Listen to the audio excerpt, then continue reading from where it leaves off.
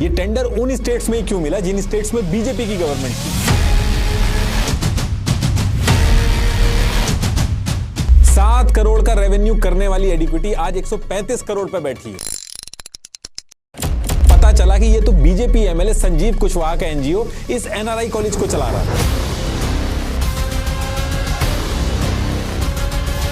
एडिक्विटी NTA का tender हारी, tender cancel. MP का टेंडर हारी, टेंडर कैंसिल। एसएससी का टेंडर हारी, वो भी टेंडर कैंसिल। टेंडर हारते ही टेंडर कैंसिल हुए, रूल चेंज हुए, दोबारा टेंडर आया और फिर टेंडर जीता गया। गलती से जब जॉब पोस्टिंग में वेंसिस्को और इनोवेटिव व्यू का नाम पकड़ा गया, टेक्निकल राउंड में जिस एरिया में टीसीएस स्ट्रांग था उसके मार्क्स कम किए गए और एडिक्विटी के ये अमीर का बच्चा नहीं है कि सेंटर पे 500 का नोट निकालेगा और बर्गर खरीद के खा लेगा।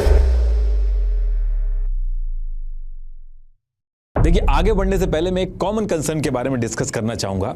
इंडिया की जियोग्राफिकल पोजीशनिंग की वजह से डार्क स्पॉट, पिगमेंटेशन और टैनिंग होना एक कॉमन स्किन कंसर्न है और हम इंडियंस की स्किन मेलानिन रिच होती है। मेलानिन एक पिगमेंट सेल है जो हमारे स्किन टोन को डिफाइन करता है। ये हमारी स्किन को यूवी रेडिएशन से प्रोटेक्ट करता है, लेकिन अगर ये ओवर प्रोड्यूस हो तो पिगमेंटेशन भी हो सकती है। इंटेंस यूवी एक्सपोजर और बढ़ते हुए एयर पॉल्यूशन की वजह से हमारे स्किन का मेलानिन प्रोडक्शन बढ़ रहा है और कोलाजन डिक्रीज हो रहा है। इस वजह से स्किन टेक्सचर और कॉम्प्लेक्शन अनइवन होते जा रहे हैं और पिगमेंट स्पॉट एक कॉमन स्किन कंसर्न बन चुका है। और जब बात आती है स्किन को ट्रीट करने की, तो आप ट्रस्ट कर सकते हैं derma touch bright and even skin tone face wash को, जिसमें है नियासिनामाइड जो कि स्किन ब्राइटनिंग में हेल्प करता है, कोजिक एसिड जो प्रिवेंट करता है dark spot and uneven skin tone, and vitamin E to protect and nourish the skin. Doctors recommended India pharmacy का ये ब्रांड डर्मा टच बनाता है क्वालिटी प्रोडक्ट सभी स्किन कंसर्न्स के लिए। 4 स्टार रेटेड ये फेस वॉश का स्टार्टिंग प्राइस है सिर्फ 149 रुपीज, जो कि पॉकेट फ्रेंडली है। ये अवेलेबल है इनकी वेबसाइट dermatouch.com और Amazon, फ्लिपकार्ट, ब्लिंकिट जैसे सभी प्लेटफॉर्म पे और आपके नियरेस्ट फार्मेसी पे भी। तो टॉपिक पे वापस आते हैं। देखिए, आजादी से पहले ब्रिटिश गवर्नमेंट में जो हायर पोजीशंस के लिए हायरिंग्स होती थी, उसके लिए अलग से कमीशन था, फेडरल पब्लिक सर्विस कमीशन यानी कि एफपीएससी। ये गवर्नमेंट जॉब्स के एग्जाम्स करा के हायरिंग कराती थी, लेकिन दिक्कत इसमें यह थी कि रिक्रूटमेंट के टाइम पे इसमें रेशियल डिस्क्रिमिनेशन होता था, पॉलिटिकल इंटरफेरेंस होता था, सिफारिशें लगती थी। ब्रिटिशर्स को अगर कोई क्रिटिसाइज कर दे तो उसको नहीं रखा जाता था। अब इसके बाद जब हमारा देश आजाद हुआ तो डिस्कशन उठा कि जो पहले एग्जाम का सिस्टम था वो अनफेयर था और इंडिया को अगर आगे बढ़ना है तो ब्यूरोक्रेसी के अंदर पॉलिटिकल इंटरफेरेंस नहीं होना चाहिए, वरना जो पार्टी जीत के पावर में आएगी वो अपने फायदे के हिसाब से रिक्रूटमेंट कराएगी। इन्हीं सारी चीजों को देखते हुए ईयर 1950 में जब हमारा कॉन्स्टिट्यूशन बना तो ब्रिटिश राज के इस पुराने फेडरल पब्लिक सर्विस कमीशन को चेंज करके union public service commission UPSC कर दिया गया और यूपीएससी को कॉन्स्टिट्यूशनल स्टेटस आर्टिकल 315 टू 323 में डाला गया। और ऐसा करने से हुआ ये कि यूपीएससी की पावर, उसका रोल, उसमें जो मेजर चेंजेस होंगे वो ऐसे ही अपने हिसाब से चेंज नहीं हो पाएंगे, बल्कि उसके लिए आर्टिकल 368 के तहत पार्लियामेंट्री कॉन्स्टिट्यूशनल अमेंडमेंट करना होगा। अब इससे फायदा यह हुआ कि जो टॉप लेवल की गवर्नमेंट जॉब्स थी जैसे आईएएस, आईपीएस, आईआरएस, इनके लिए एक सेंट्रलाइज रिक्रूटमेंट बॉडी बन गई। अब ये तो बन गई, लेकिन इनके नीचे जो सब ऑर्डिनेट लेवल का जो काम होता था जैसे data operator, stenographers, inspectors, clerks, इनकी भर्ती के लिए कोई सेंट्रलाइज बॉडी नहीं बनाई गई। और जब इसमें ऐसा कुछ नहीं किया गया तो इसकी वजह से हुआ ये कि इन सब ऑर्डिनेट लेवल की जॉब्स के लिए गवर्नमेंट का हर डिपार्टमेंट और स्टेट जो थी वो अपनी जरूरत के हिसाब से अलग अलग वैकेंसी निकालने लगे। सारे डिपार्टमेंट अपना अलग सिलेबस, अलग एग्जाम, अलग इंटरव्यू करा के हायरिंग करते थे। और ऐसा करने से दिक्कत ये हुई कि सेम एजुकेशन लेवल की जॉब्स के लिए स्टूडेंट्स को बार बार अलग फॉर्म भरना पड़ता था, अलग एग्जाम देना पड़ता था और इस वजह से स्टूडेंट्स का पैसा और टाइम तो बर्बाद होता ही था, गवर्नमेंट के रिसोर्सेज भी एक ही काम के लिए बार बार खराब होते थे। और 4 नवंबर 1975 को सब ऑर्डिनेट सर्विसेज कमीशन एसएससी बनाई गई, जिसका नाम आगे चल के ईयर 1977 में स्टाफ सिलेक्शन कमीशन कर दिया गया।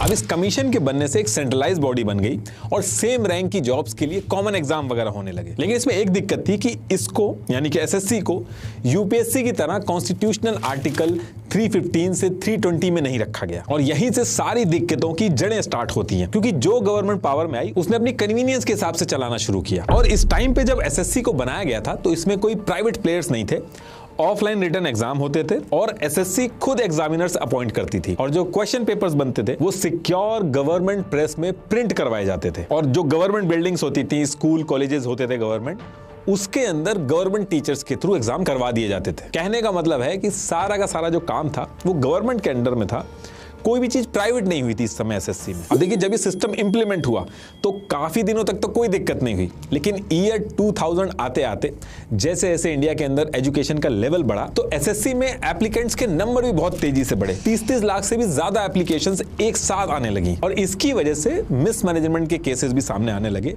रिजल्ट्स में डिले होने लगे। 8-8 महीने लग जाते थे रिजल्ट्स आने में। गवर्नमेंट रिसोर्सेज कम थे तो मिसमैनेजमेंट की वजह से कभी ऐसा हुआ कि क्वेश्चन पेपर जो था वो प्रिंटिंग प्रेस से लीक हो गया, कभी ट्रांसपोर्ट और स्टोरेज से लीक हो गया। लेकिन इसके बाद भी इस पर्टिकुलर स्टेज पे प्राइवेट प्लेयर्स जो थे उनको इन्वॉल्व नहीं किया गया था। सिर्फ पेपर का जो रॉ मटेरियल होता था उसके लिए प्राइवेट वेंडर थे, बाकी किसी चीज के लिए नहीं थे। अब काफी दिन तक एसएससी का ये जो प्रोसेस था इसको खींच के बढ़ाया गया, लेकिन 29 सितंबर 2013 को जब सीबीआई ने एसएससी सीजीएल टीयर 2 एग्जाम के क्वेश्चन पेपर लीक की धरपकड़ की, इस एक इंसिडेंट की वजह से मीडिया की हेडलाइंस बहुत ज्यादा बनी। एसएससी की क्रेडिबिलिटी को बहुत बड़ा झटका लगा।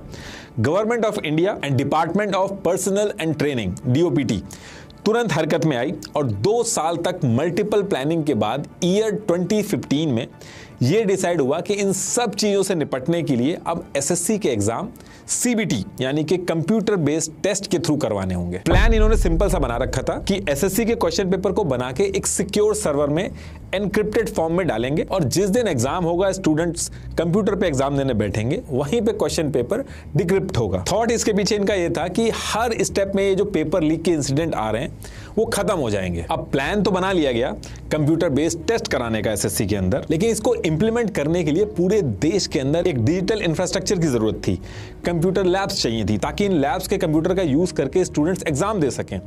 सिक्योर एग्जाम सॉफ्टवेयर चाहिए था जिसमें एक एनक्रिप्टेड क्वेश्चन पेपर लोड हो। मल्टीपल सिटीज में एक साथ ये एग्जाम करवाने के लिए नेटवर्क और सर्वर मैनेजमेंट चाहिए था जो गवर्नमेंट के पास नहीं था। और फिर इसी प्रॉब्लम को सॉल्व करने के लिए यहीं से एसएससी के अंदर एंट्री होती है प्राइवेट कंपनीज की। 15 जनवरी 2016 को एसएससी देश के अंदर सीबीटी कंप्यूटर बेस्ड टेस्ट करवाने के लिए फॉर्मल टेंडर निकालती है ताकि मल्टीपल प्राइवेट कंपनीज जिनके अंदर कैपेबिलिटी हो वो अप्लाई कर सकें इसके अंदर। एसएससी ने ये टेंडर निकालते टाइम रूल सिंपल रख रखा था। इनके रूल के हिसाब से सिर्फ वही कंपनीज अप्लाई कर सकती हैं जिनका कम से कम 3 साल का एवरेज टर्नओवर 75 करोड़ से ज्यादा हो और कम से कम 4 साल कंप्यूटर के थ्रू उन्होंने एग्जाम पहले करा रखे हो। ये उस टेंडर की कॉपी है, एक बार आप पढ़ के देख लीजिएगा। अब एसएससी जब ये टेंडर निकालती है और ये प्रोसेस पूरा कंप्लीट होता है तो 12 अप्रैल 2016 को सिफी टेक्नोलॉजीज लिमिटेड ये टेंडर जीत जाती है। और अब टेंडर जीतने के बाद सिफी को पहला एग्जाम एसएससी सीजीएल का करवाना था जो कि 27 अगस्त 2016 से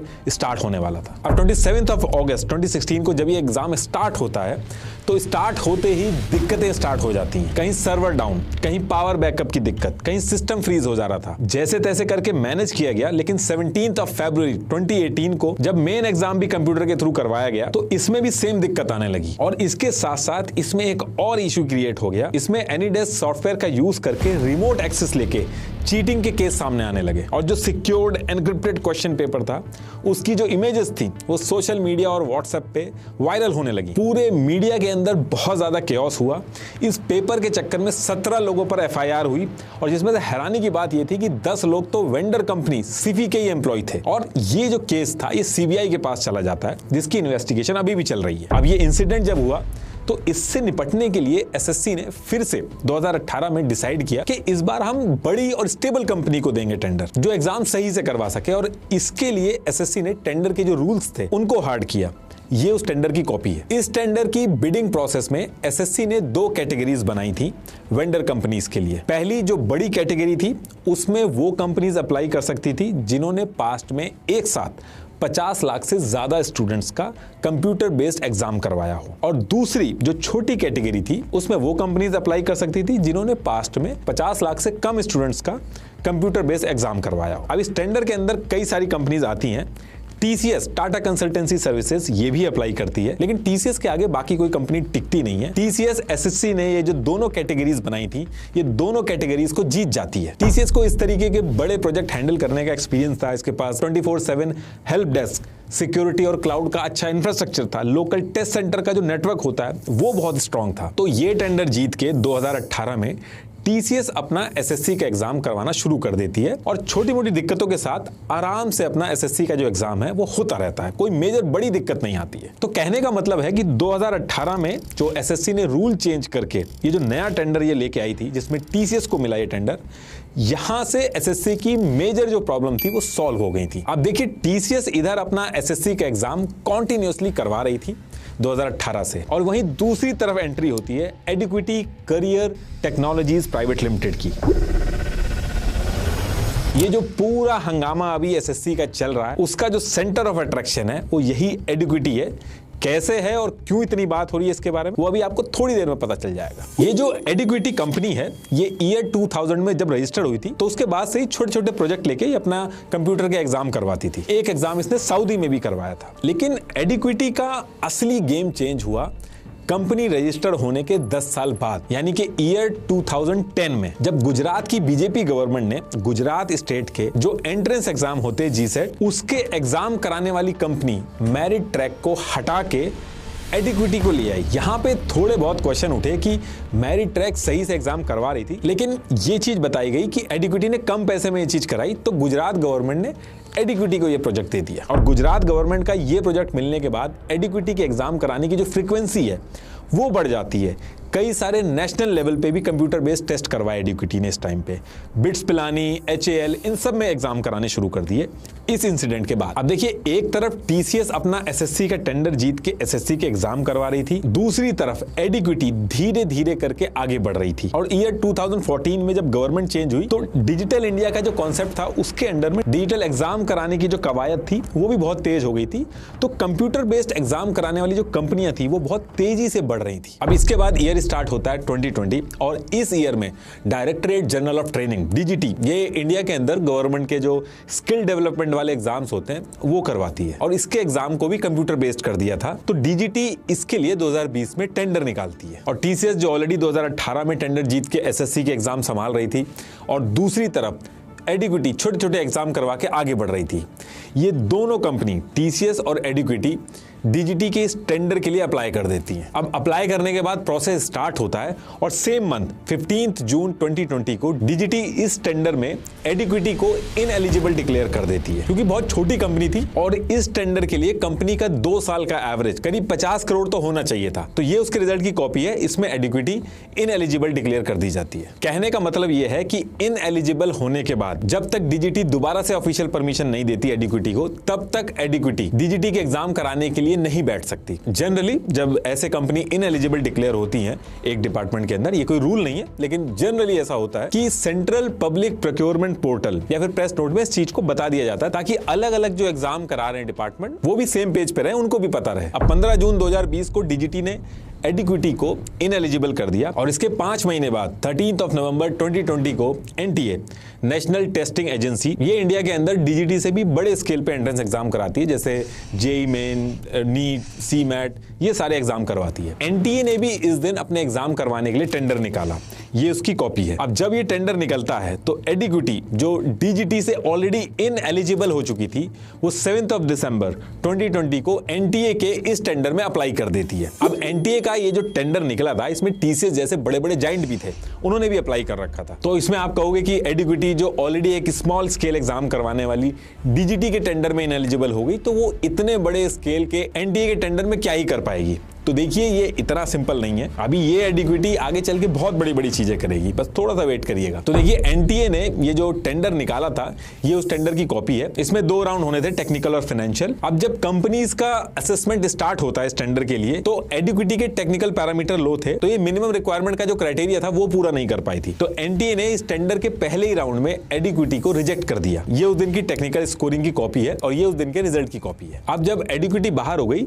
तो TCS और NSEIT ये दोनों बची थी और इनमें से एक को एनटीए का टेंडर मिलना था। अब इससे पहले कि टीसीएस और एनसीईआरटी में से कोई जीतता, टेंडर एडिक्विटी के बाहर होने के बाद कैंसिल कर दिया जाता है और फिर कैंसिल करने के 4 महीने बाद 29 अप्रैल 2021 को दोबारा से एनटीए टेंडर निकालती है। लेकिन इस बार जब एनटीए टेंडर निकालती है तो इस टेंडर के रूल को चेंज किया जाता है। कौन से रूल चेंज किए गए और उनका इंपैक्ट क्या हुआ वो भी बताता हूं मैं आपको। तो पहले जो एनटीए का टेंडर था 2020 वाला, जिसमें एडिक्विटी रिजेक्ट हो गई थी, उसमें यह था कि अगर किसी वेंडर कंपनी के आईटी स्टाफ की स्ट्रेंथ 500 से कम होती है तो उसको 0 मार्क्स मिलेंगे टेक्निकल राउंड में। अगर आप उस पुराने वाले टेंडर के पेज नंबर 38 के पॉइंट नंबर 1.1 पे जाएंगे तो उसके सामने 0 मेंशन है कि 0 मार्क्स मिलेंगे। अब एनटीए ने जो नया टेंडर लेके आया तो इसके पेज नंबर 38 के पॉइंट नंबर 1.1 में अगर आप देखेंगे तो इसको चेंज करके ये कर दिया गया है कि अगर वेंडर कंपनी की आईटी स्टाफ की स्ट्रेंथ 251 से ज्यादा है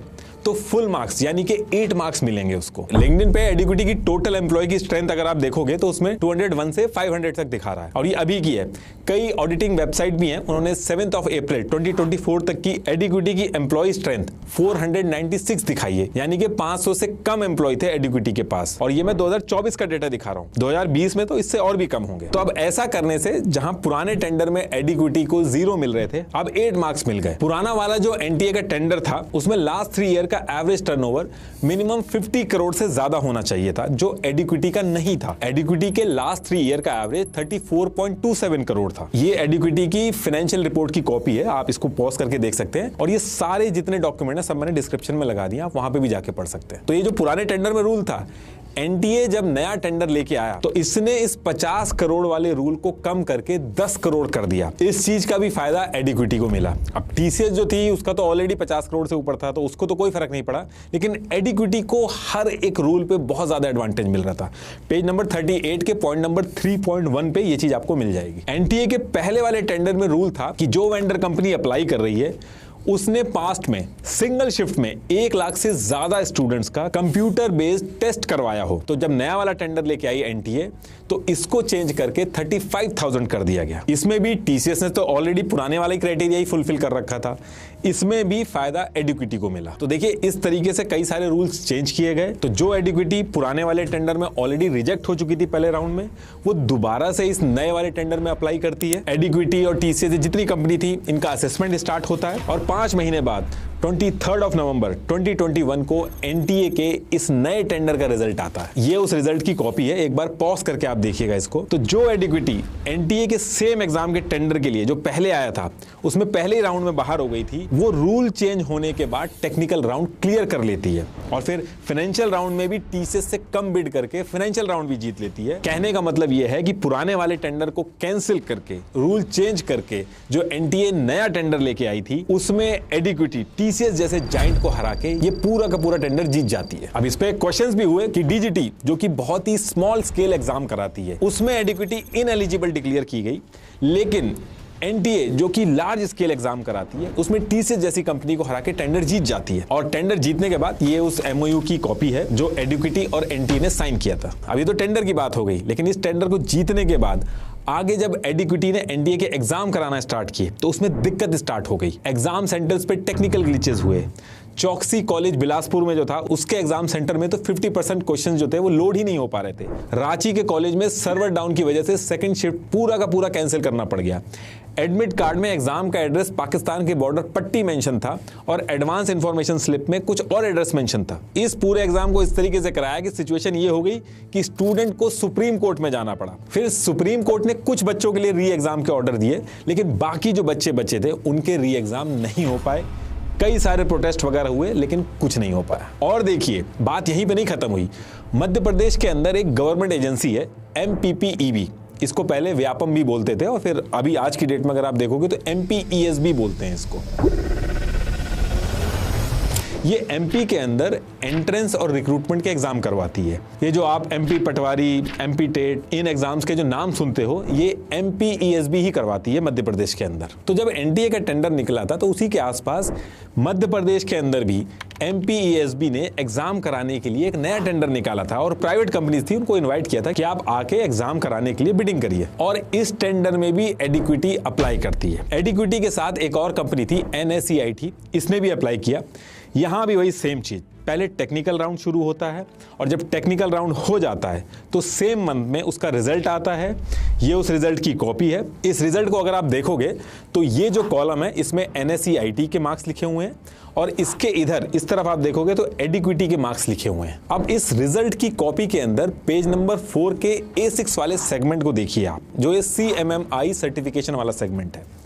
इस सेगमेंट में अगर CMMI लेवल 5 का सर्टिफिकेशन है तो 4 मार्क्स मिलेंगे, अगर CMMI लेवल 3 का सर्टिफिकेशन है तो 3 मार्क्स मिलेंगे, बाकी अगर एडिशनली ISO वगैरह का सर्टिफिकेशन है तो 1 एक्स्ट्रा मार्क्स उसमें मिलेगा। अब इस सेगमेंट को मैं दिखा आपको इसलिए रहा हूं क्योंकि एडिक्विटी को इस सेक्शन में 5 मार्क्स दिए गए हैं और ये 5 मार्क्स तभी मिलेंगे जब एडिक्विटी के पास CMMI लेवल का सर्टिफिकेशन होगा और वो भी लेवल 5 का होगा। तो अब इसमें क्वेश्चन ये है कि क्या एडिक्विटी के पास CMMI लेवल 5 का सर्टिफिकेशन था, या 5 छोड़ो उससे छोटा CMMI लेवल 3 का सर्टिफिकेशन था उस पर, तो था या नहीं था, उसके बारे में भी डिस्कस करते हैं। अब देखिए एडिक्विटी की अगर आप वेबसाइट पे जाएंगे तो छोटे मोटे सारे सर्टिफिकेशन उसने अपनी वेबसाइट पे मेंशन किए, लेकिन CMMI लेवल 5 सर्टिफिकेशन का कहीं भी मेंशन नहीं है। अब इसको अगर आप एक तरह से गलती भी मान लें, हो सकता है नहीं लिखा हो, अगर आप CMMI इंस्टीट्यूट के ग्लोबल ऑफिशियल डेटाबेस में भी अगर आप देखोगे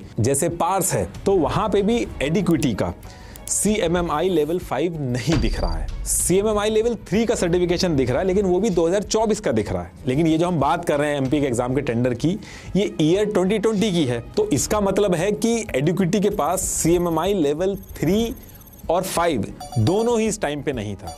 इनफैक्ट 2019 की एक प्री बिड क्वेरी में एडिक्विटी ने खुद एक्सेप्ट किया था कि उनके पास CMMI लेवल सर्टिफिकेशन नहीं है, प्रोसेस में है, एग्जैक्ट ये लिखा था, आप पॉज करके पढ़ लेना एक बार। इसके साथ साथ एडिक्विटी ने अपनी ऑफिशियल वेबसाइट में अपनी कंपनी का एक जर्नी का कॉलम बना रखा है जिसमें ईयर वाइज एडिक्विटी ने अपनी अचीवमेंट मेंशन करी है। हर एक चीज मेंशन है, हर एक सर्टिफिकेशन ईयर वाइज उस जर्नी में मेंशन है। CMMI लेवल 3 भी मेंशन है 2024 में, लेकिन इस पूरी जर्नी में कहीं भी CMMI लेवल 5 सर्टिफिकेशन का मेंशन नहीं है। जो 3 भी मेंशन है वो 2024 का है, 2020 का नहीं है। लिंक्डइन पे जाके भी एडिक्विटी का जो कंप्लायंस मैनेजर था उसकी प्रोफाइल अगर आप देखोगे, जो कि सर्टिफिकेट दिलवाता है CMMI का, उसने मेंशन कर रखा है अपनी प्रोफाइल में कि उसने एडिक्विटी को CMMI लेवल 3 दिलवाया है। और ये जो कंप्लायंस मैनेजर है इसने एडिक्विटी के साथ 2022 से काम करना स्टार्ट किया। तो कहने का मतलब ये है कि MP के अंदर ये जो टेंडर निकाला गया 2020 के अंदर, इस टाइम पे एडिक्विटी के पास CMMI लेवल 5 तो छोड़िए, लेवल 3 भी नहीं था। तो जो 5 मार्क्स दिए गए इस सर्टिफिकेशन के लिए वो किस हिसाब से दिए गए, वो एक क्वेश्चन है। तो देखिए MP का ये जो टेंडर निकाला गया था, इसकी जब सारी कैलकुलेशन हुई और जो फाइनल रिजल्ट आया उसमें NCERT को 97 मिले, एडिक्विटी को 83 मिले, और फाइनेंशियल राउंड वगैरह सब होने के बाद सितंबर 2020 को जब रिजल्ट आता है तो एडिक्विटी हार जाती है और NSE-IT जीत जाता है। और ये जो टेंडर NSE-IT जीता था 16 दिसंबर 2021 को कैंसिल कर दिया जाता है और फिर 1 साल तक कोई एग्जाम के लिए टेंडर नहीं निकाला जाता है और फिर 2022 में दोबारा से टेंडर निकाला जाता है और फिर से असेसमेंट होता है और एडिक्विटी जीत जाती है। तो क्या टेक्निकल स्कोरिंग हुई, क्या फाइनेंशियल बिड में क्या प्रोसेस हुआ, ये सारी चीजें वेबसाइट से मिसिंग है। लेकिन एडिक्विटी MP के अंदर भी इस टेंडर को जीत जाता है और इस टेंडर को जीतने के बाद MP के अंदर एडिक्विटी को ये जो MP टेट, MP पटवारी, इसके जो एग्जाम होते हैं ये करवाने थे। और फिर 5 मार्च 2022 की डेट आती है और इस दिन एडिक्विटी को MP टेट के एग्जाम करवाने थे और जैसे एग्जाम होते हैं फिर से कंट्रोवर्सी स्टार्ट हो जाती है क्योंकि एडिक्विटी ने इस टेंडर को उठा के राजस्थान की एक कंपनी है साई एडुकेयर प्राइवेट लिमिटेड, इसको दे दिया। अब इस चीज से मीडिया के अंदर रिपोर्ट्स पब्लिश होने लगी क्योंकि रूल के हिसाब से आप ऐसे टेंडर लेके अपना काम दूसरी कंपनी को उठा के नहीं दे सकते, लेकिन फिर भी उस पर ज्यादा कोई कार्रवाई नहीं होती। अब इन सारी दिक्कतों के बाद मध्य प्रदेश के अंदर एग्जाम स्टार्ट होते हैं और एग्जाम स्टार्ट होते ही सर्वर प्रॉब्लम, गलत एनरोलमेंट, कंप्यूटर सिस्टम में क्वेश्चंस अपलोड होने बंद हो गए और कुछ लोग मोबाइल एग्जाम सेंटर में लेके आ गए। लेकिन सबसे बड़ी दिक्कत स्टार्ट हुई जब स्टूडेंट्स ने पेपर लीक की कंप्लेन करना स्टार्ट की। एग्जाम सेंटर के अंदर से ये इमेज सोशल मीडिया के अंदर वायरल होने लगी, लेकिन गवर्नमेंट डिपार्टमेंट ने इस चीज को साफ मना कर दिया कि ये फेक न्यूज है, कोई पेपर वगैरह लीक नहीं हुआ है। लेकिन इसके कुछ दिन बाद जैसे ही ऑफिशियल पेज पे जब डिपार्टमेंट ने मॉडल आंसर अपलोड किए तो जो स्क्रीनशॉट वायरल हो रहे थे वो उनसे मैच हो गए। और फिर इसके बाद हर तरफ पेपर लीक को लेकर स्टूडेंट ने हल्ला किया, और जब बात बहुत ज्यादा बढ़ गई तो सेम डिपार्टमेंट ने अपने ऑफिशियल पेज से जो मॉडल आंसर का लिंक डाला था उसको हटा दिया। Across the country, thousands of SSC aspirants are protesting today, demanding fair exams and objecting to exam centers set at extremely far locations, causing hardship. इसको लेके भी स्टूडेंट्स, पेरेंट्स, टीचर्स ने बहुत सारे प्रोटेस्ट किए, लेकिन कुछ नहीं हुआ। उल्टा अगले साल ईयर 2023 में एमपी पटवारी के एग्जाम होने थे, उसका काम भी एडिक्विटी के पास ही रहा। और जब एमपी पटवारी का भी एग्जाम करवाया गया, इसमें भी सेम वही टेक्निकल प्रॉब्लम एग्जाम सेंटर पे स्टार्ट हो गई। स्टूडेंट्स ने बैक टू बैक कंप्लेन करना स्टार्ट किया कि एग्जाम सेंटर से अनऑथराइज्ड कंप्यूटर से एक्सेस करवा के चीटिंग हो रही है। दूसरी चीज स्टूडेंट्स ने ये बोली कि ये जो कास्ट सर्टिफिकेट और हैंडीकैप सर्टिफिकेट का कोटा है, इसका भी मिसयूज हो रहा है इस पूरे एग्जाम के अंदर। लेकिन अभी भी इस पे कुछ होता नहीं है। दिक्कत असली स्टार्ट होती है जब रिजल्ट आता है, क्योंकि जब रिजल्ट आया तो ग्वालियर के अंदर जो एनआरआई कॉलेज है, अकेले उसी कॉलेज से 114 स्टूडेंट सेलेक्ट हो गए, और जो टॉप 10 स्टूडेंट्स थे, उन टॉप 10 में से 7 बच्चे सेम इसी एनआरआई कॉलेज से थे, और उनके रोल नंबर भी सेम रेंज में थे। और मीडिया वालों ने भी क्या किया, जिन बच्चों ने टॉप किया था उनसे उन्हीं के सिलेबस से रिलेटेड क्वेश्चन पूछे, तो वो बेसिक क्वेश्चन का भी आंसर नहीं दे पाए। और इस रिजल्ट के आने के बाद एनआरआई कॉलेज का नाम बहुत ज्यादा उछलने लगा।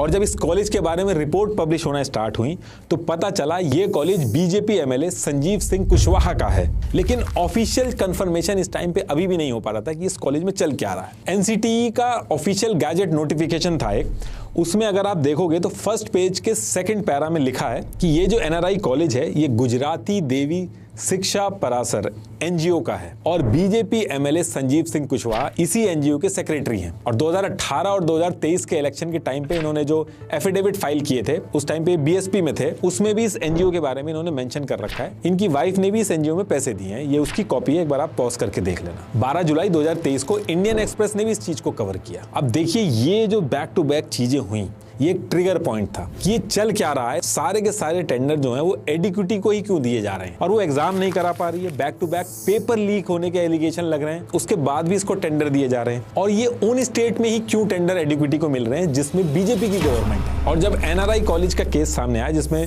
बीजेपी का एमएलए था, तो ये चीज और ज्यादा वायरल होने लगी। तो इसको लेके और ज्यादा हल्ला होने लगा कि एडिक्विटी जो 2010 में भी बहुत छोटी सी थी, तब भी गुजरात की बीजेपी गवर्नमेंट ने ही इसको मौका दिया था।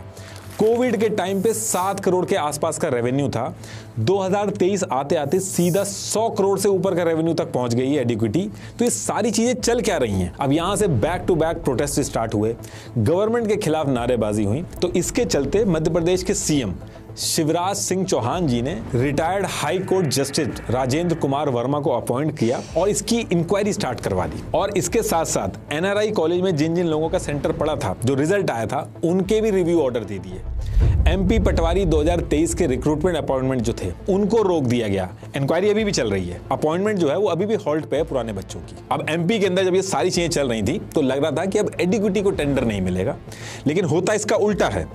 सेम ईयर 2023 में महाराष्ट्र के एमबीए सीईटी का टेंडर भी एडिक्विटी को दे दिया जाता। और ये जो ईयर चल रहा था 2023, इसी ईयर में टीसीएस ने जो एसएससी एग्जाम करवाने का जो टेंडर जीता था 2018 में, उस टेंडर की भी डेट इसी ईयर में 2023 में एक्सपायर होने वाली थी। तो एसएससी को भी अपने एग्जाम्स कराने के लिए एक नया टेंडर निकालना था प्राइवेट कंपनीज के लिए। अब देखिए एसएससी का जो टेंडर होता है, ऑल ओवर इंडिया में एग्जाम कराने होते हैं, तो ये बड़ा टेंडर होता है। इसके रूल्स भी ऐसे होते हैं कि बड़ी कंपनीज ही अप्लाई कर सके।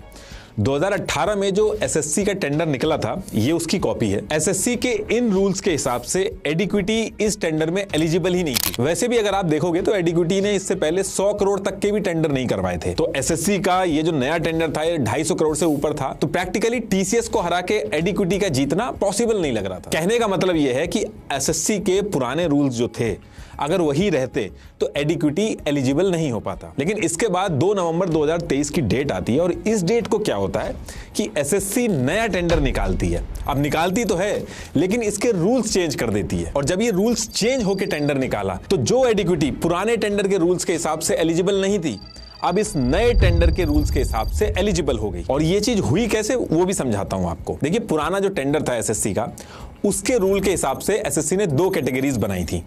एक कैटेगरी में वो कंपनीज अप्लाई कर सकती थी जिन्होंने पास्ट में एक बार में 50 लाख से ज्यादा स्टूडेंट्स के एग्जाम करा रखे हों, ये बड़ी कैटेगरी के लिए था। और दूसरी जो छोटी कैटेगरी थी उसमें यह था कि वो कंपनीज अप्लाई कर सकती है जिन्होंने पास्ट में 50 लाख से कम स्टूडेंट्स के एग्जाम करा रखे हों। ये 2 कैटेगरी थी एसएससी के पुराने रूल के हिसाब से। अब जब एसएससी ये नया टेंडर निकाला तो इस रूल को चेंज करके 50 लाख स्टूडेंट्स का एग्जाम कराने की जो लिमिट थी उसको कम करके 10 लाख कर दी गई। और ऐसा करने से एडिक्विटी जो छोटे स्केल के एग्जाम करवाती थी वो इसके लिए एलिजिबल हो गई। लेकिन अभी भी एसएससी के पुराने टेंडर के रूल के हिसाब से कंपनीज की जो फाइनेंशियल कैपेबिलिटी मांगी गई थी उसमें एडिक्विटी एलिजिबल नहीं थी। पुराने एसएससी के टेंडर के रूल के हिसाब से यह था कि बड़ी कैटेगरी जो थी उसमें अगर कोई कंपनी अप्लाई कर रही है तो उसका लास्ट 3 फाइनेंशियल ईयर का रेवेन्यू हर साल कम से कम 100 करोड़ होना चाहिए। अगर छोटी कैटेगरी के लिए अप्लाई कर रही है तब भी लास्ट 3 ईयर का कंपनी का रेवेन्यू हर साल कम से कम 20 करोड़ होना चाहिए था। अब कोविड के टाइम पे एडिक्विटी का रेवेन्यू 7 करोड़ के करीब था, उसके अगले साल 59 करोड़ हुआ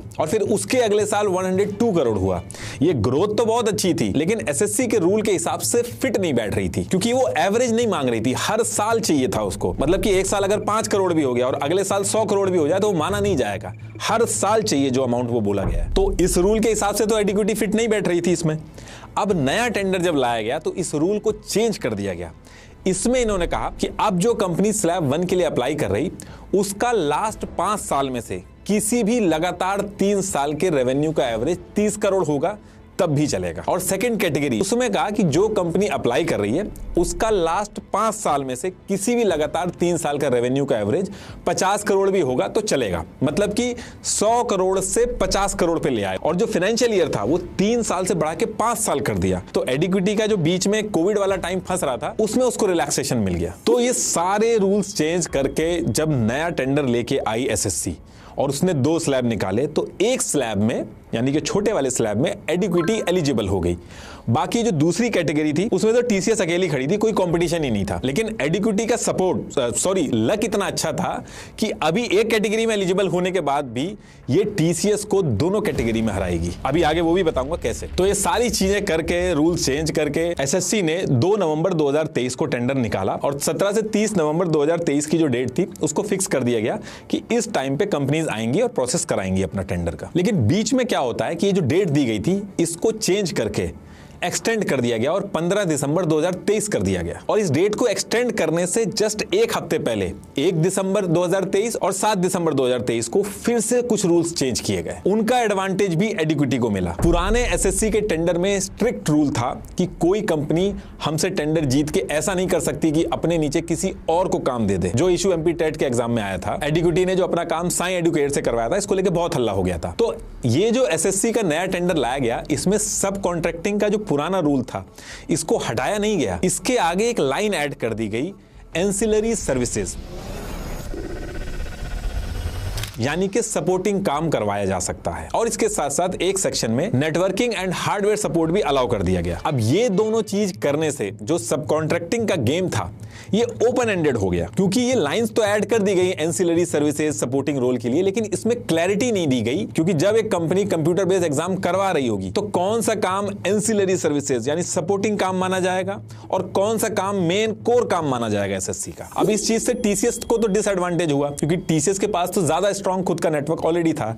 लेकिन जो स्मॉल स्केल कंपनीज थी उनको एडवांटेज हुआ, उनके पास जो स्ट्रॉन्ग नेटवर्क नहीं था तो उससे उनको एक एडवांटेज मिला कि सपोर्टिंग क्लॉज के अंदर वो अपना काम किसी और को भी दे सकते हैं सपोर्टिंग का काम दिखा के, तो वो अपना सपोर्टिंग काम भी किसी और से करवा सकते हैं। अब ये कोर काम में कंसीडर होगा या सपोर्टिंग काम में कंसीडर होगा ये आप पता लगाते रहिए। अब इसके साथ एक चीज और की गई, एसएससी के पुराने टेक्निकल स्कोरिंग जो होती थी उसमें अगर कंपनी के पास सीएमएमआई सर्टिफिकेशन डेवलपमेंट और सर्विस दोनों में अगर है तो उसके 10 नंबर मिलते थे। अब टीसीएस के पास तो दोनों सर्टिफिकेट थे तो टीसीएस को तो हर बार 10 में से 10 मिल जाते थे, एडवांटेज होता था टीसीएस को, और स्मॉल स्केल कंपनी जो थी उनको डिसएडवांटेज होता था। इनफैक्ट एडिक्विटी की जो सीएमआई सर्टिफिकेशन की कहानी है वो मैं ऑलरेडी आपको बता ही चुका हूं कि उसको पहली चीज तो 2024 में मिला था, दूसरा सर्विस में मिला था, डेवलपमेंट में नहीं मिला था। तो कहने का मतलब यह है कि ये बहुत ही इंपॉर्टेंट पार्ट था टेंडर जीतने के लिए।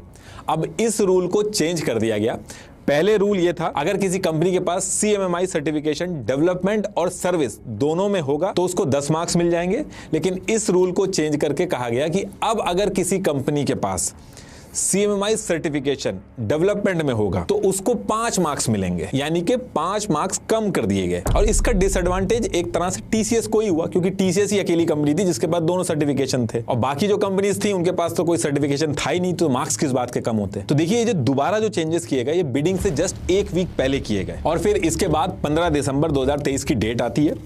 इस दिन TCS, एडिक्विटी, एपटेक और एडुटेस्ट ये टेंडर के लिए अप्लाई कर देते हैं, और इसके 3 दिन बाद 18 दिसंबर 2023 को इन कंपनीज को SSC के ऑफिस के रूम नंबर 704 में 3 बजे इनको बुला के टेक्निकल असेसमेंट स्टार्ट किया जाता है। और जब 18 दिसंबर 2023 को टेक्निकल असेसमेंट हो जाता है इन सारी कंपनीज का, तो इसके अगले 3 महीने तक वेट करने के बाद 2 मार्च 2024 को इस टेक्निकल असेसमेंट का रिजल्ट पब्लिक किया जाता है। ये उस रिजल्ट की कॉपी है। अब यहां पे एक चीज का आप ध्यान रखिएगा, ये जो रिजल्ट है ये टेक्निकल असेसमेंट का रिजल्ट है।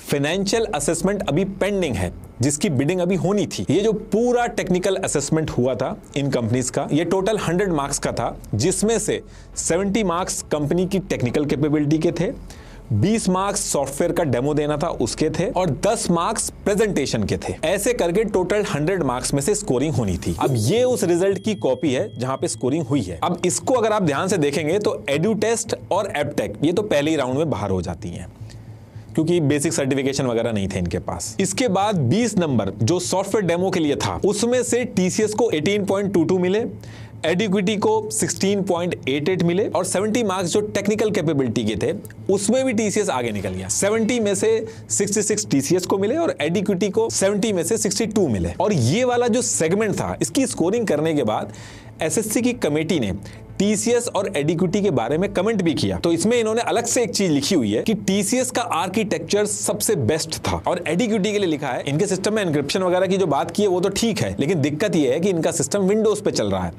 और विंडोज को सिक्योर करने में एग्जाम सेंटर की क्लाइंट मशीन को दिक्कत आएगी। एग्जैक्टली यही चीज आगे चल के स्टूडेंट्स ने कंप्लेन भी की कि ये दिक्कतें आ रही थी। अब इसके बाद 10 नंबर जो प्रेजेंटेशन के थे उसमें भी TCS आगे था, उसको 10 में से 10 मिले, एडिक्विटी को 10 में से 9 मिले। फाइनल टेक्निकल स्कोर में TCS को 100 में से 94.22 मिले, और एडिक्विटी को 100 में से 87.88 मिले। तो कहने का मतलब है कि इस टेक्निकल राउंड में TCS एडिक्विटी को हरा देता है।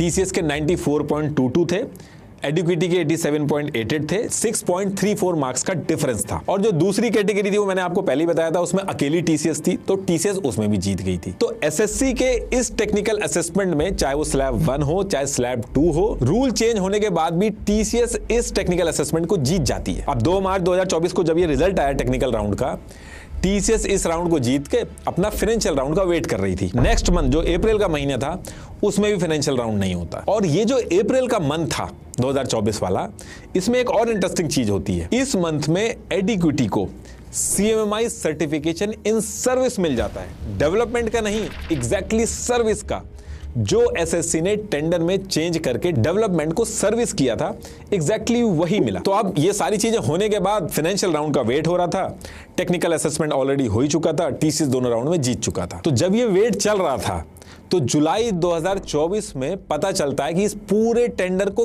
कैंसिल कर दिया गया।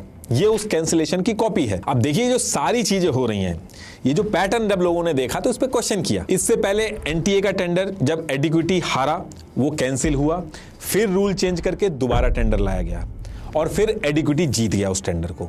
ऐसे ही ये जो MP टेट और MP पटवारी वाला टेंडर था, यही सेम चीज हुई। पहले एडिक्विटी एलिजिबल नहीं था, फिर एलिजिबल होता है, फिर एडिक्विटी हार जाता है, हारने के बाद टेंडर कैंसिल होता है, उसके बाद रूल चेंज होते हैं, टेंडर दोबारा आता है और एडिक्विटी जीत जाता है। ऐसे ही SSC जो है 2023 में नया टेंडर लेके आया, इसमें पहले रूल चेंज किए गए, तब जाके एडिक्विटी एलिजिबल हुआ, लेकिन इसके बाद भी एडिक्विटी टेक्निकल राउंड में हार जाता है, और हारने के कुछ टाइम बाद इस टेंडर को भी कैंसिल कर दिया गया। और इसमें भी सेम वही पैटर्न फॉलो होगा। अभी आगे बताऊंगा आपको कि इसमें भी रूल चेंज होंगे अभी, और आगे चल के TCS को भी हराएगा एडिक्विटी। ये होगा कैसे वो भी आपको समझाता हूं। तो देखिए जुलाई 2024 में SSC इस टेंडर को कैंसिल करके 28 नवंबर 2024 को दोबारा से SSC का सेम एग्जाम के लिए नया टेंडर निकालती है। ये उसकी कॉपी है, एक बार देख लेना आप। इन सब की कॉपी मैंने डिस्क्रिप्शन में लगा रखी है, एक बार आप डिटेल में जरूर पढ़िएगा। अब जब एसएससी के इस टेंडर को दोबारा लाया गया तो इसमें कुछ चेंजेस फिर से किए गए। अगर आपको याद हो, इससे पहले वाले टेंडर में एडिक्विटी एक स्लैब में क्वालिफाई कर पाई थी, जिसमें 5 साल का एवरेज 30 करोड़ था। एक स्लैब में क्वालिफाई कर पाई थी, दूसरे स्लैब में क्वालिफाई नहीं कर पाई थी। दूसरे स्लैब में टीसीएस अकेली थी। अब जब एसएससी इसके बाद फिर से ये जो टेंडर लेके आई तो इन्होंने इसके रूल चेंज किए। इन्होंने कहा कि अब 2 अलग से कैटेगरी नहीं होंगी, दोनों को मिला के इन्होंने एक कैटेगरी बना दी। और उसमें कहा कि लास्ट 5 फाइनेंशियल ईयर में से कोई भी रैंडम 3 साल का एवरेज टर्नओवर 30 करोड़ होगा तो कंपनी एलिजिबल हो जाएगी। अब कोई कैटेगरी 1 कैटेगरी 2 नहीं होगी। तो जो पहले एडिक्विटी सिर्फ एक कैटेगरी में क्वालिफाई कर पाई थी, अब उसका चक्कर ही खत्म हो गया था। अब जो जीतेगा इस टेंडर को वो पूरा का पूरा कैटेगरी 1, 2 सब ले लेगा। इसके बाद एक चीज और चेंज की गई। पहले रूल था कि वेंडर कंपनी अगर टेंडर में अप्लाई करना है तो गवर्नमेंट एजेंसी से सर्टिफिकेशन लाना होगा कि वो कहीं से ब्लैक लिस्ट नहीं है। इस रूल को भी चेंज करके ये किया गया कि अब सर्टिफिकेशन की जरूरत नहीं है कि आप ब्लैक लिस्ट हो के नहीं। अगर वेंडर कंपनी की ऑथराइज सिग्नेटरी वो खुद से एक सेल्फ डिक्लेरेशन दे देगी तो उसको ब्लैक लिस्ट नहीं माना जाएगा। ये जो सेल्फ डिक्लेरेशन होगा इसी को हम प्रूफ मान लें। अब देखिए, पुराने टेक्निकल राउंड में एडिक्विटी और टीसीएस के टेक्निकल स्कोर में 6.34 का डिफरेंस था, लेकिन इस नए वाले टेंडर में ये जो गैप था 6.34 मार्क्स का, ये काफी हद तक खत्म हुआ। पुराने टेंडर में अगर कंपनी के पास खुद का डेटा सेंटर और डिजास्टर रिकवरी होता था तो उसके 7 मार्क्स मिलते थे, लेकिन नए वाले टेंडर में इसको 2 सेगमेंट में डिवाइड करके 10 पॉइंट्स कर दिए गए और ओनरशिप क्लॉज जो था उसको हटा दिया। मतलब कि अब अगर रेंटेड भी होगा तो चलेगा। अब टीसीएस के पास तो अपना खुद का था तो उसको पूरे नंबर मिलते थे, लेकिन जब ये चेंज हुआ तो एडिक्विटी जैसी स्मॉल स्केल कंपनीज को भी बेनिफिट हुआ। पुराने टेंडर में टीसीएस को प्रेजेंटेशन में 10 में से 10 मिले थे, एडिक्विटी पीछे था। तो इस नए टेंडर में पूरे प्रेजेंटेशन के जो पॉइंट थे उनको कम करके 5 नंबर कर दिए गए। और ये जो 1 साल से ये पूरा टेंडर होल्ड पे था एसएससी का, तो इस पूरे फाइनेंशियल ईयर में एडिक्विटी 4 में से 3 बड़े गवर्नमेंट प्रोजेक्ट मिले थे इसको।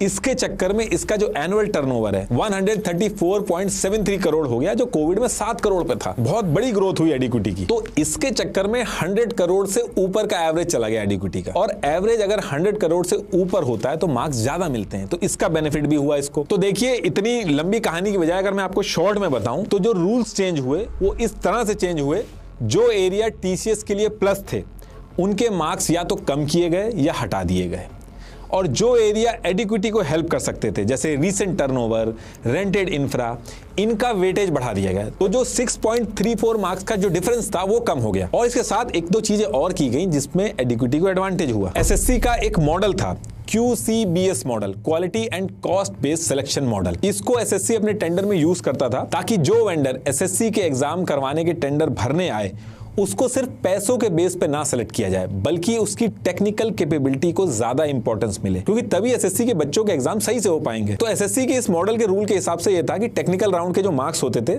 उसको 70% वेटेज दी जाती थी, और फाइनेंशियल राउंड के जो मार्क्स होते थे उसको 30% वेटेज दी जाती थी, और उसके बाद फिर फाइनल स्कोर बनता था। लेकिन इस नए टेंडर में इस 70 to 30% वाला जो QCBS मॉडल था इसको चेंज करके 65 to 35% वाले मॉडल में कन्वर्ट कर दिया। मतलब कि अब नए टेंडर में टेक्निकल राउंड का वेटेज 70% से घटाकर 65% हो गया, और फाइनेंशियल राउंड का जो वेटेज था वो 30% से बढ़ा के 35% कर दिया गया। इससे हुआ ये कि एक कंपनी की एग्जाम करने की कैपेबिलिटी को कम करके वो बिडिंग में कितने कम पैसे में एग्जाम कराएगी उसको इंपॉर्टेंस दे दी गई, और ये चीज एडिक्विटी के लिए गेम चेंजर साबित हुई। और ये जब सारे चेंज हो गए तो इसी साल 19 फरवरी 2025 को एसएससी के हेडक्वार्टर रूम नंबर 414 में सारी वेंडर कंपनीज आई। टेक्निकल राउंड हुआ इनका।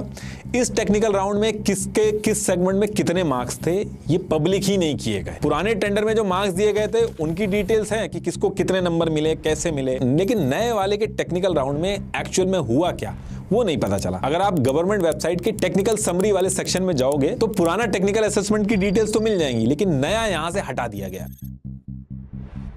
बस जिस कमेटी ने टेक्निकल असेसमेंट कराया था उनके नाम मेंशन है, जो कि पुरानी वाली टीम से अलग नाम है। तो इसलिए इस नए एसएससी के टेंडर में टेक्निकल राउंड में किसको कितने मिले ये पता ही नहीं चल। और जो आप अभी हाल फिलहाल में सुन रहे होंगे कि टीसीएस को टेक्निकल में इतने मिले, एडिक्विटी को इतने मिले, वो पुराने मार्क्स है।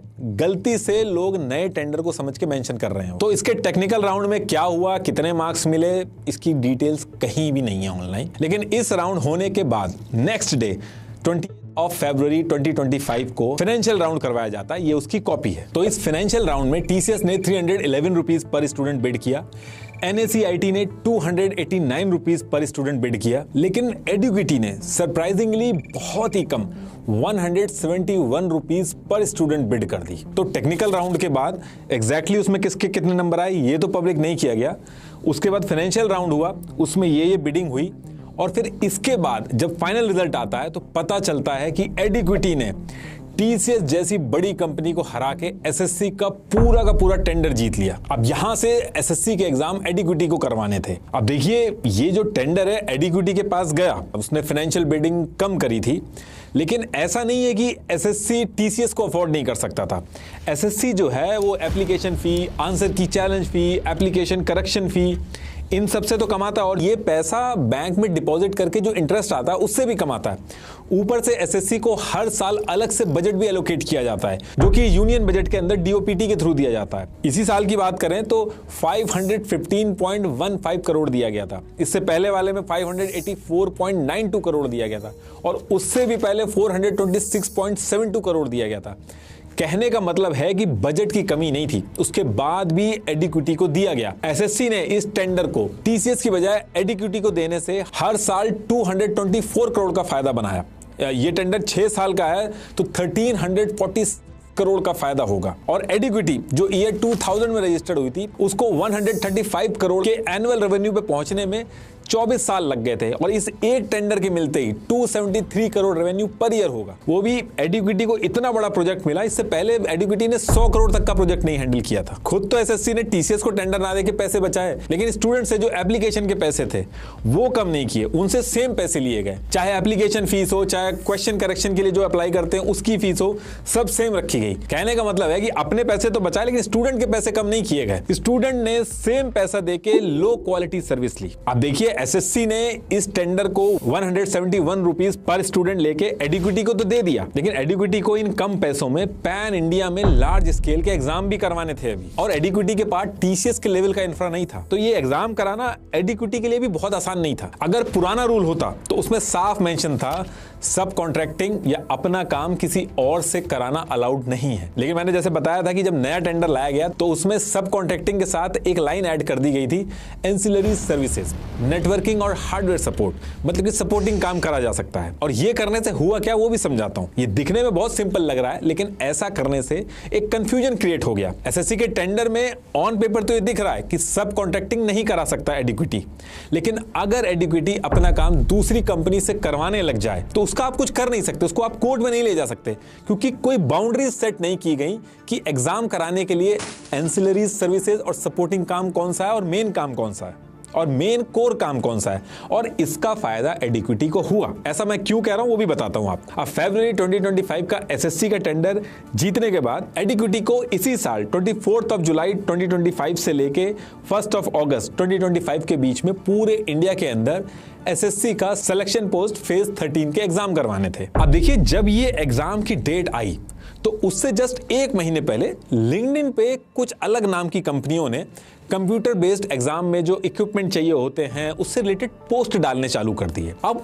वो पोस्ट डालने में कोई दिक्कत नहीं है, उसमें वो एसएससी और एडिक्विटी को टैग भी कर रहे थे। तो ऐसे ही एक कंपनी थी वामिका कंसल्टेंसी सर्विसेज, इसने लिंक्डइन पे पोस्ट डाला जिसमें सिक्योरिटी की यूनिफॉर्म का सैंपल था, और एक दूसरा पोस्ट डाला जिसमें सिग्नल जैमर के लिए ये लोग पोस्ट डाल रहे थे। अब इस पोस्ट में कोई दिक्कत नहीं थी, लेकिन इस पोस्ट में इन्होंने एडिक्विटी के साथ दो और कंपनी, एक वेंसिस्को और दूसरी इनोवेटिव व्यू को टैग कर दिया। अब देखिए एसएससी को टैग किया, एडिक्विटी को टैग किया, वो समझ में आ रहा है कि एसएससी का टेंडर है, एडिक्विटी करवा रहा है। लेकिन ये जो वेंसिस्को और इनोवेटिव व्यू को टैग किया गया, ये कोई छोटी मोटी कंपनी नहीं है, ये बड़ी कंपनीज है। इनोवेटिव व्यू ने तो आईपीओ भी फाइल कर रखा है। तो अब यहां से क्वेश्चन ये उठता है कि इन दोनों कंपनीज का रोल क्या है एसएससी के एग्जाम में एडिक्विटी के साथ। वो सपोर्टिंग काम कराने में इन्वॉल्व है, क्योंकि इतनी बड़ी कंपनी है, ऐसा कौन सा सपोर्टिंग काम करवा रहे हैं? या फिर पास्ट में जैसे साई एडुकेयर ने एडुकेटी का पूरा काम उठा रखा था, कहीं वो सिचुएशन तो नहीं है? तो देखिए, ये जो इनोवेटिव व्यू कंपनी है, इसका एक DRHP डॉक्यूमेंट ओपन सोर्स में अवेलेबल है। ये एक ऑफिशियल पब्लिक डॉक्यूमेंट होता है जो IPO से पहले सेबी को सबमिट करते हैं। इस डॉक्यूमेंट में इनोवेटिव व्यू ने एडिक्विटी को अपना क्लाइंट दिखा रखा है कि ये इनको IT का इंफ्रास्ट्रक्चर प्रोवाइड कराता है। अब जब एक कंपनी DRHP के डॉक्यूमेंट में एडिक्विटी को अपना क्लाइंट दिखा रही है, तो यहां से SSC टेंडर इवैल्यूएशन कमेटी को देखना चाहिए कि एडिक्विटी की डिपेंडेंसी इनोवेटिव व्यू जैसी कंपनीज पे कितनी है। पता चले SSC से एडिक्विटी ने टेंडर उठाया और ग्राउंड पे अपना पूरा IT इंफ्रास्ट्रक्चर इनोवेटिव व्यू लगा के एग्जाम करा रही है। ये सिचुएशन भी हो सकती है, और ये सारी चीजें मैं बोल इसलिए रहा हूं, वो भी बताता हूं आपको। जब SSC का एग्जाम होना था, जो कि एडिक्विटी को करवाना था, उससे 7 दिन पहले एडिक्विटी को तो छोड़ो, जिसको एग्जाम कराना वो तो नहीं पोस्ट कर रहा है, उसकी बजाय 7 दिन पहले बैंगलोर के अंदर जो लोकल फेसबुक ग्रुप्स थे और जो कंसल्टिंग कंपनीज थी जो हायरिंग वगैरह करती थी, उनमें से कई कंसल्टिंग कंपनीज ने कंप्यूटर बेस्ड एग्जाम से रिलेटेड हायरिंग करने के लिए पोस्ट करने लगी, और ये बहुत ज्यादा पोस्ट हो रहे थे एग्जाम से जस्ट पहले। इन्हीं सारे पोस्ट में से एक कंसल्टिंग कंपनी ने गलती की। गलती मैं इसलिए बोल रहा हूं क्योंकि जनरली जब सब कॉन्ट्रैक्टिंग छुपानी होती है तो कंसल्टिंग कंपनीज को इंस्ट्रक्शन होते हैं कि एंड क्लाइंट का नाम आप अपने रोल्स एंड रिस्पॉन्सिबिलिटी में नहीं मेंशन करते हैं।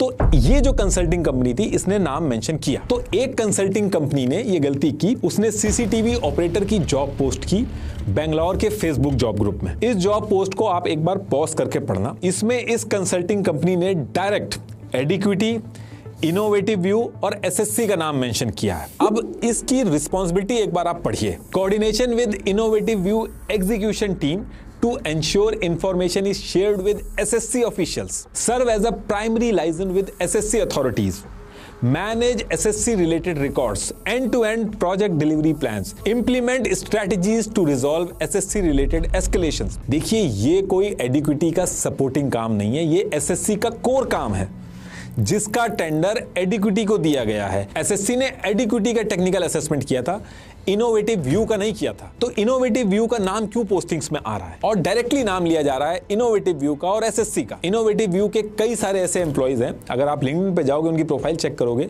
तो उन्होंने साफ लिख रखा है कि उन्होंने SSC के एग्जाम करवाए हैं। अब देखिए, SSC, एडिक्विटी, वेंसिस्को, इनोवेटिव व्यू, उसके नीचे भी कहीं वामिका कंसल्टिंग, कहीं और कोई कंसल्टिंग, और इतनी लेयर जब किसी गवर्नमेंट प्रोजेक्ट में होती हैं एग्जाम्स कराने के लिए, तो हर लेवल पे जो कंपनी इन्वॉल्व होती है वो अपना मार्जिन रख के काम आगे कराती है, जिसकी वजह से एग्जाम सेंटर जो एंड पॉइंट है वहां की क्वालिटी कॉम्प्रोमाइज होती है। अल्टीमेटली स्टूडेंट सफर करते हैं, और यही रीजन है कि सब कॉन्ट्रैक्टिंग पुराने वाले टेंडर में SSC के बैन करी गई थी, लेकिन एंसिलरी सर्विसेज और सपोर्टिंग का ये जो छोटी सी लाइन थी, इसको ऐड करके ये पूरा ओपन एंडेड हो गया। ऐसे ही वेंसिस्को 16 जुलाई 2025 को SSC के एग्जाम शुरू होने से 8 दिन पहले ग्लासडोर पे जॉब पोस्ट करी है, और उसमें वो मेंशन कर रही है कि गवर्नमेंट एग्जाम कराने के लिए सेंटर इंचार्ज चाहिए, और इसकी भी अगर आप रिस्पॉन्सिबिलिटी देखोगे तो इसमें जो कोर एक्टिविटी है एग्जाम करवाने की वो मेंशन है, सपोर्टिंग मेंशन नहीं है। लेकिन इसमें आप इसको बेनिफिट ऑफ डाउट दे सकते हैं कि इसने गवर्नमेंट एग्जाम के लिए बोला है, SSC एडिक्विटी का नाम यहां पे मेंशन नहीं किया। लेकिन जब एग्जाम से एग्जैक्ट 7 दिन पहले सेम रिस्पॉन्सिबिलिटी लिख के एग्जैक्ट आप उसी चीज की जब जॉब पोस्ट करते हो तो फिर डाउट आता है। अब देखिए, स्टूडेंट्स, पेरेंट्स, टीचर्स सब इस एग्जाम के अंदर जो ये मिसमैनेजमेंट चल रहा था, इसको लेके डेली क्वेश्चंस कर रहे थे। आप अगर SSC के स्टूडेंट्स और टीचर से बात करेंगे तो वो सीधा कैमरे पे आके कह रहे हैं एग्जाम सेंटर के अंदर इक्विपमेंट जो थे वो 3rd ग्रेड के यूज हो रहे थे, कहीं स्टाफ ट्रेन नहीं था, कहीं कंप्यूटर लैब्स खराब थी, क्वेश्चन पेपर ही लोड नहीं हो रहे थे, सर्वर डाउन था, एकदम रिमोट एरिया में, कहीं भैंस के तबेले के पास एग्जाम सेंटर था। राजस्थान के बच्चे का एग्जाम सेंटर अंडमान निकोबार में दे दिया, क्योंकि अच्छे एग्जाम सेंटर इतने पैसे में एग्जाम करवाने को मना कर देते हैं। तो इंडिया की ज्योग्राफी में कहीं भी जहां सस्ते में मिले वहां पे एग्जाम सेंटर दे दो। बाकी एडमिट कार्ड के अंदर आप देखोगे लोकेशन कोई और, एक्चुअल एग्जाम जहां होना है वो कहीं और। ऐसी कंप्लेन से भरा पड़ा है पूरा यूट्यूब। ऐसी 55,000 कंप्लेन्स हुई हैं। देखिए, SSC के एग्जाम कराने में और होने में क्या क्या दिक्कतें आई हैं वो स्टूडेंट, टीचर्स और पेरेंट्स ने ऑलरेडी इतनी उठाई दिखाई हैं कि आपको ऑलरेडी पता होगा, आप यूट्यूब पे एक सर्च मारेंगे पता चल जाएगा, तो उसको मैं रिपीट नहीं करूंगा। इस वीडियो को बनाने का जो पर्पस था मेरा वो ये था कि जो स्टूडेंट्स इतने दिन से कहना चाह रहे हैं, समझाना चाह रहे हैं, वो मैं आपको बता पाऊं। और उसके साथ साथ एक चीज और आपको समझनी होगी कि ये एसएससी एग्जाम ग्रुप बी और ग्रुप सी कैटेगरी के लिए होते हैं। इसमें देश के मजदूर, किसान, गरीब फैमिली के बच्चे भी बैठते हैं। उनके पास इस एग्जाम के अलावा दूसरा कोई ऑप्शन नहीं है अपने परिवार को गरीबी से निकालने का। ये सुनने में बड़ा ही आसान लगता है, यूपी का स्टूडेंट अगर दूर भी हो गया तो क्या हो गया। देखिए, इन एग्जाम में ऐसे बच्चे भी बैठते हैं जिनके पास चप्पलें तक नहीं है। आप जब दूर ले जाके पूरे दिन लेट करके एग्जाम करवाते हो तो वो अमीर का बच्चा नहीं है कि 500 का नोट निकालेगा और बर्गर खरीद के खा लेगा। वो 10 रुपए भी नहीं निकालेगा, पूरे दिन भूखा घूमेगा। एग्जाम के अंदर आपने खुद गलत क्वेश्चन वहां पे डाल दिया है, आपकी गलती है। स्टूडेंट अगर उस गलती को चैलेंज कर रहा है तो आप उससे पैसे ले रहे हैं, चलिए आप ले भी रहे हैं, और जब वो सही साबित हो रहा है तो उसके पैसे वापस नहीं कर रहे हैं। एग्जाम सेंटर्स में बैग रखने तक की जगह नहीं है। स्टूडेंट इतनी दूर एग्जाम देने जा रहा है तो वो बैग लेके आया, उसको बैग तक रखने की सहूलियत नहीं है। एग्जाम सेंटर के अंदर वो बैग ले जा नहीं सकता और बाहर रखेगा तो चोरी होने का डर है। इस मजबूरी का फायदा उठा के एक बिजनेस मॉडल लोकल लोगों ने बना लिया, जिसमें बैग रखने के 30-40 रुपए ले रहे हैं। कितनी लड़कियां ऐसी हैं जो रात को एग्जाम दे के निकली हैं, जिसकी वजह से सिक्योरिटी का कंसर्न हो सकता है। और ये सारी दिक्कतें जब वो बताने के लिए दिल्ली में परमिशन लेके प्रोटेस्ट करने पहुंचे तो उनको डंडों से पिटवाया गया। जिस तरीके से सोसाइटी में डिस्क्रिमिनेशन होता है अमीर और गरीब का, वो डिस्क्रिमिनेशन अब एग्जाम में भी कर दिया गया है। अगर मुझे इतने सारे ईमेल किए हैं गरीब स्टूडेंट्स ने, उन्होंने अपनी कहानी मेंशन करी है, तो आई एम श्योर एग्जाम के बाद उन्होंने गवर्नमेंट ऑफिशियल्स को भी जरूर किए होंगे। तो आई होप एटलीस्ट इस पे गवर्नमेंट कुछ ना कुछ कदम उठाए और ये जो बच्चे हैं ये एग्जाम सही से दे पाए। लास्ट में एक बार फिर से आपको बता दूं, डर्माटच bright and even skin tone face wash को जरूर ट्राई करिएगा, लिंक डिस्क्रिप्शन में दे दिया। Thank you.